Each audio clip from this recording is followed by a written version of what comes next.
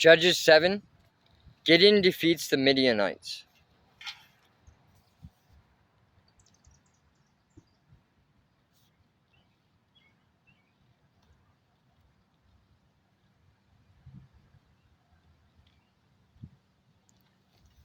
So Jerubbaal, this is Gideon, and his army got up early and went as far as the spring of Herod. The armies of Midian were camped north of them in the valley near the hill of Moreh. The Lord said to Gideon, "You have too many warriors with you. If I let all of you fight the Midianites, the Israelites will boast to me that they saved themselves by their own strength. Therefore tell the people, whoever is timid or afraid may leave this mountain and go home." So 22,000 of them went home, leaving only 10,000 who were willing to fight. But the Lord told Gideon, "There are still too many. Bring them down to the spring, and I will test them to determine who will go with you and who will not."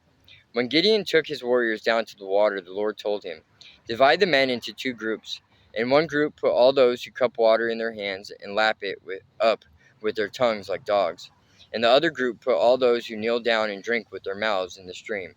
Only 300 of the men drank from their hands. All the others got down on their knees and drank with their mouths in the stream." The Lord told Gideon, "With these 300 men, I will rescue you and give you victory over the Midianites. Send all the others home." So Gideon collected the provisions and ram's horns of the other warriors and sent them home, but he kept the 300 men with him. The Midianite camp was in the valley just below Gideon. That night the Lord said, "Get up, go down into the Midianite camp, for I have given you victory over them. But if you are afraid to attack, go down to the camp with your servant Purah. Listen to what the Midianites are saying, and you will be greatly encouraged. Then you will be eager to attack." So Gideon took Purah and went down to the edge of the enemy camp. The armies of Midian, Amalek, and the people of the east had settled in the valley like a swarm of locusts. Their camels were like grains of sand on the seashore, too many to count. Gideon crept up just as a man was telling his companion about a dream. The man said, "I had this dream, in my dream a loaf of barley bread came tumbling down into the Midianite camp. It hit a tent, turned it over, and knocked it flat." His companion answered, "Your dream can mean only one thing. God has given Gideon, son of Joash, the Israelite, victory over Midian and all its allies." When Gideon heard the dream and its interpretation, he bowed and worshipped before the Lord. Then he returned to the Israelite camp and shouted, "Get up, for the Lord has given you victory over the Midianite hordes."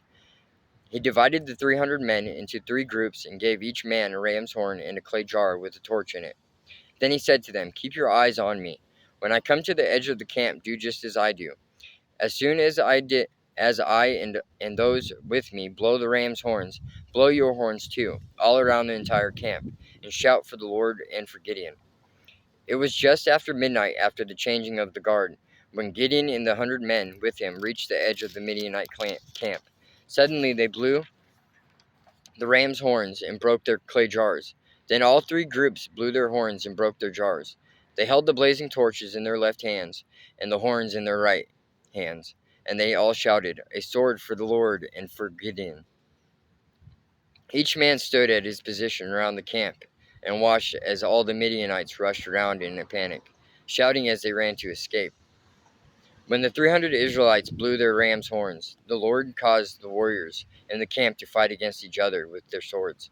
Those who were not killed fled to places as far away as Beth Shittah, near Zerurah, and to the border of Abel Maholah, near Tabbath. Then Gideon sent for the warriors of Naphtali, Asher, and Manasseh, who joined in chasing the army of Midian. Gideon also sent messengers throughout the hill country of Ephraim, saying, "Come down to attack the Midianites. Cut them off at the shallow crossings of the Jordan River at Beth Barah." So all the men of Ephraim did as they were told. They captured Oreb and Zeb, the 2 Midianite commanders, killing Oreb at the rock of Oreb and Zeb at the winepress of Zeb. And they continued to chase the Midianites.